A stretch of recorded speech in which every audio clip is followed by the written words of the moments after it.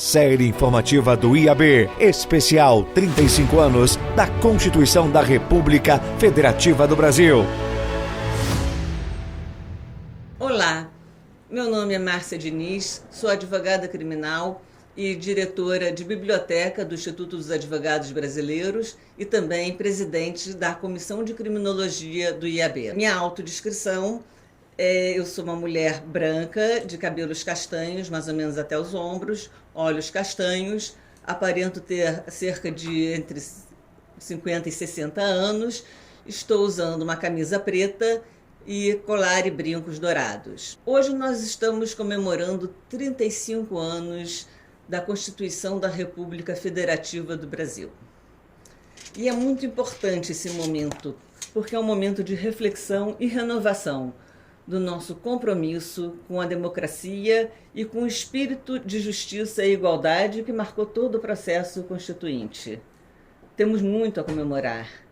Há 3 décadas e meia, superamos um sombrio período ditatorial que deixou cicatrizes sociais profundas e concretizamos um processo de redemocratização social quando outorgamos a Constituição Cidadã após amplo debate democrático que contou com massiva participação social.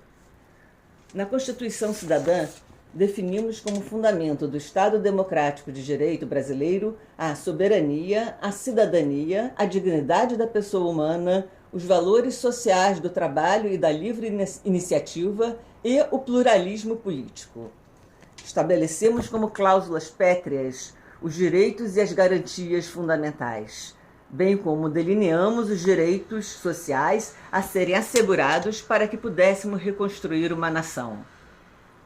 Temos uma Constituição extremamente minuciosa em sua preocupação com a igualdade e com a defesa das liberdades da população e das condições básicas para o desenvolvimento.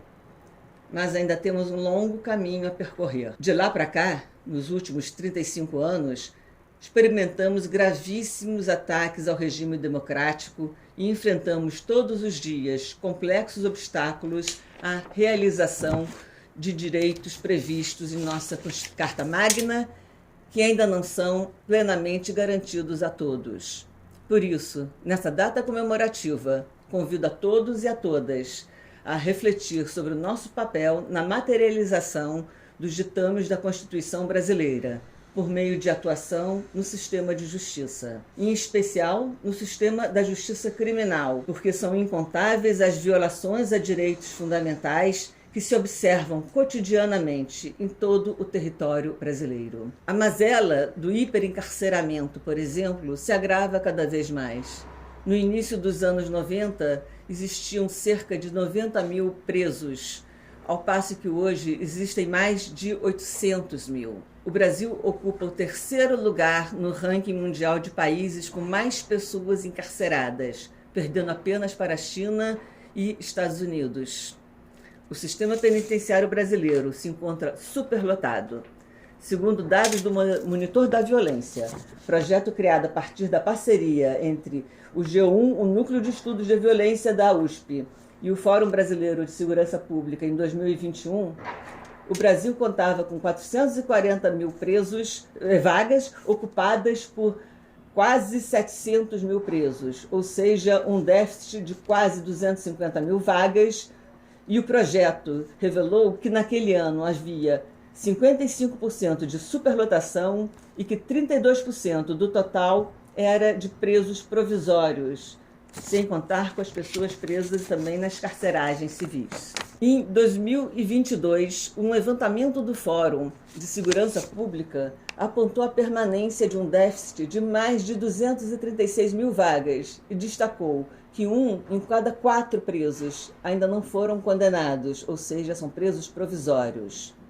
O estado de coisas inconstitucional do nosso sistema prisional foi reconhecido pelo Supremo Tribunal Federal, que em 2015 constatou no bojo da DPF 347 que a superlotação é generalizada, a tortura é frequente, as condições são insalubres, não há acesso à água ou à alimentação adequada, não há cuidados de saúde, oferta educacional ou laboral tampouco assistência jurídica. O termo estado de coisas inconstitucional, ele foi cunhado pela Corte Constitucional Colombiana em 1997, a partir da verificação de violações graves, como a que temos aqui, contínuas e sistemáticas dos direitos fundamentais.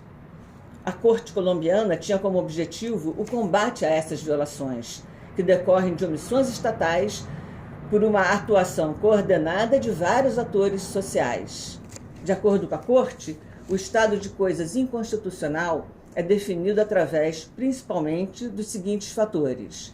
Primeiro, a vulneração massiva e generalizada de vários direitos fundamentais que afetam um número significativo de pessoas. Segundo, a prolongada omissão das autoridades no cumprimento de suas obrigações para garantir esses direitos.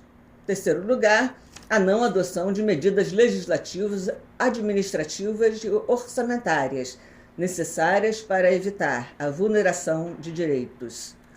Quarto, a existência de um problema social, cuja solução demanda a intervenção de várias entidades e requer a adoção de um conjunto complexo e coordenado de ações, bem como compromete significativamente recursos orçamentários. Por fim, em quinto lugar, a possibilidade de se lotar o Poder Judiciário com ações repetitivas acerca das mesmas violações de direitos. Ou seja, o estado de coisas inconstitucional das prisões brasileiras se confirma perante a omissão de um conjunto de órgãos estatais no que diz respeito à proteção de direitos fundamentais, deixando de adotar medidas orçamentárias, legislativas e administrativas, configurando uma falha estrutural de diversos órgãos e respectivas políticas públicas, o que foi verificado na ADPF citada. A situação é tão grave que o Brasil foi alvo de medidas provisionais na Corte Interamericana de Direitos Humanos, devido a graves violações de direitos humanos ocorridas em diversos estabelecimentos prisionais e de internação de menores também. Foram várias intervenções, grande parte com reiterações de recomendações que o Estado brasileiro se recusava a cumprir, insistindo na inconstitucionalidade das prisões, vistas como locais de fazer sofrer aqueles que não são percebidos como sujeitos de direitos. O caso do Urso Branco, por exemplo, referente à casa de detenção José Mário Alves, em Porto Velho, Rondônia, sozinho envolveu 10 medidas provisionais proferidas pela Corte Interamericana entre os anos de 2002 e 2011. Outro caso que chama atenção é o do Complexo Penitenciário de Araraquara, no estado de São Paulo. Após uma série de rebeliões e motins devido à superlotação, os agentes estatais, agentes penitenciários, soldaram as portas de um pavilhão, levando ao confinamento de 1.600 presos, sem divisórias, numa área com capacidade para 160 pessoas, sem nenhum agente penitenciário e sem contato com o exterior. Condições degradantes. A ala possuía apenas 13 sanitários, além da ausência total de remédios, produtos de higiene e eletricidade. A situação durou quase um mês. E não fosse suficiente, durante o período, um helicóptero do Estado sobrevoou a área e foram percebidos disparos contra os detentos. As penas, como se sabe, também não se restringem ao condenado. Na maior parte das vezes é violado o princípio da intranscendência da pena e os familiares tornam-se também vítimas da violência do aparelho punitivo estatal. Todas essas violações a direitos fundamentais e, consequentemente, a normas basilares de nossa Constituição da República são atravessadas ainda por questões sociais complexas e preconceitos estruturais, causando a interseccionalidade de fatores como raça, classe e gênero.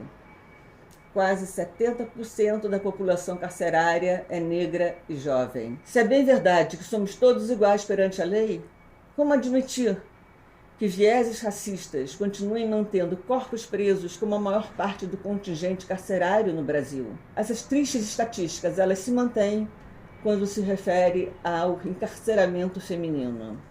Mulheres negras são as mais afetadas pela cruel seletividade do sistema penal e são frequentemente invisibilizadas em debates sobre o tema.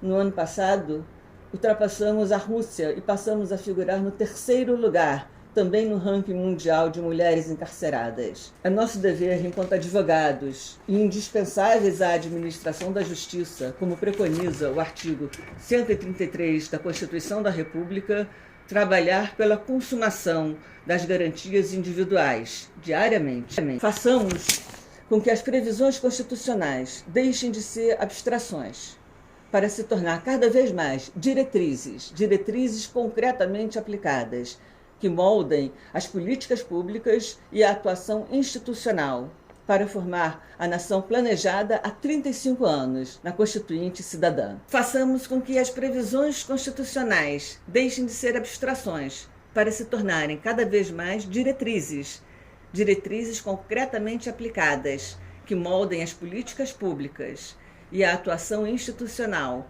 para formar a nação brasileira há 35 anos, preconizada pela Constituição Cidadã. IAB Nacional, 180 anos, na vanguarda do direito desde 1843. Associe-se.